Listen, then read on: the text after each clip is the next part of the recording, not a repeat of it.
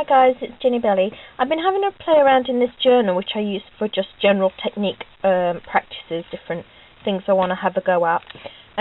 It's made out of Christmas cards. It's that last one that I showed you in the how to make journals out of Christmas card tutorial. So I just want to show you the quick technique that I've learned. There's lots you can do with it, and it's really easy. So what you're going to need is something that is not water soluble. So I have some oil pastels here, some gesso, a brush, and then lots of found objects. What I have here is just a plastic straw that came in some packaging, just a pen. I've got here a brass stencil, plectrum from a guitar, foam stamp, a wooden stamp, some sponge, a piece of sponge that I've cut off from a bigger piece, and this is a clay tool for modelling clay with. So what you need to do first is just lay down some colour with whatever material it is you're using. So I think I'm going to do a picture. I feel like drawing a picture, but you don't need to spend time actually doing. I think I'm going to draw some flowers or something. Still very quick, but you don't need to spend any time on it. You can just do circles or something really quick. You just need to lay down the colour.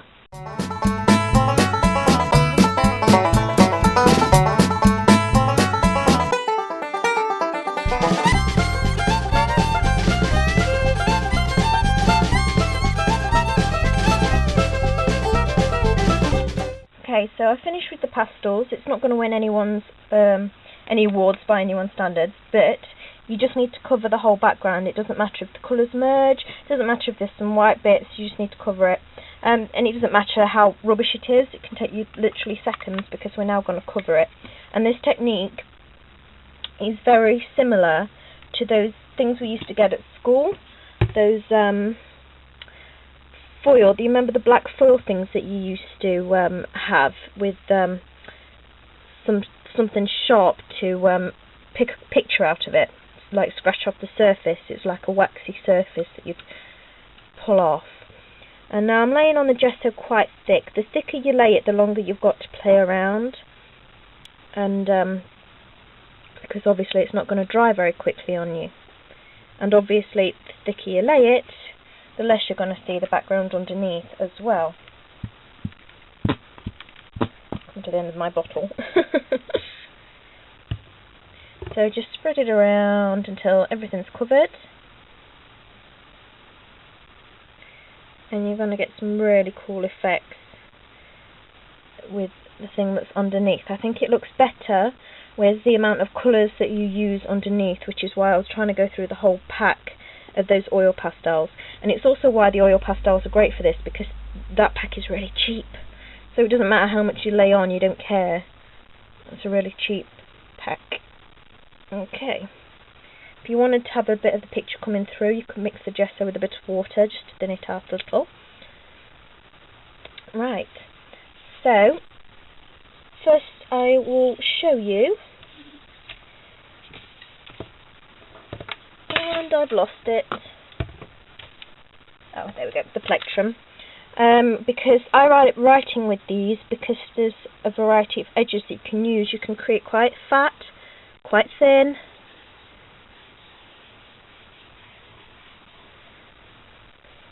Yeah, so you can make it really thin if you want a thin line, or you can make it really fat. And also, you get gathered gesso on the things. So if you wanted to, if you didn't like something, just take it off of the brush and cover it over. You can do this as many times as you want until the gesso dries up. Now this jagged edge looks pretty cool. You could cut something like this out of a bit of cardboard. I quite like that. These are really cool, these brass stencils, because they give you kind of like an imprint effect. It doesn't take off all the gesso completely, but if you just squish it down,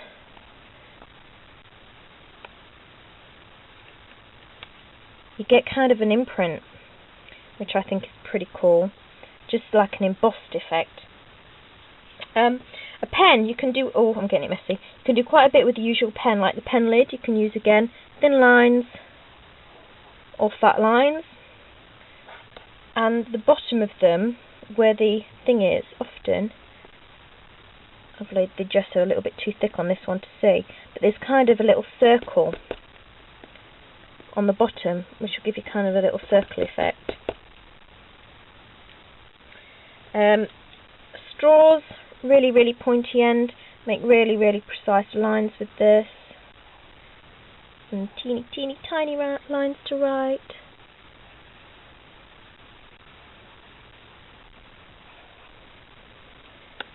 Right, I really like these rubber stamps because this stamp here has a very different effect to a foam stamp, because a foam stamp has a very larger surface area and this has pointy bits. You can get precise images. I think I've laid the gesso on a little bit too thick on this one. Note to self, note to you guys, don't lay it quite so thick as what I just did. And then these ones, they don't take off the gesso, it just gives you like a little print.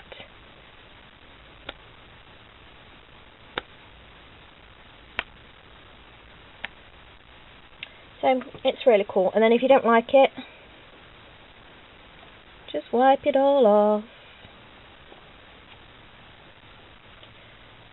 And I'd say you could probably keep going, but the gesso will probably begin to start clogging and drying a little bit after about 4 or 5 goes.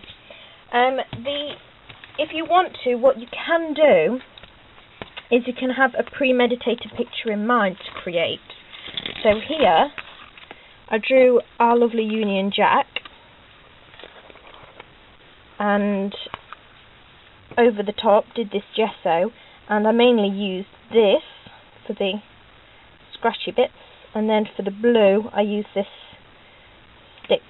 So it's really cool just to find any items around that you have, see what imprints you can get with them, and that's it. I hope you liked it. See you next time. Bye.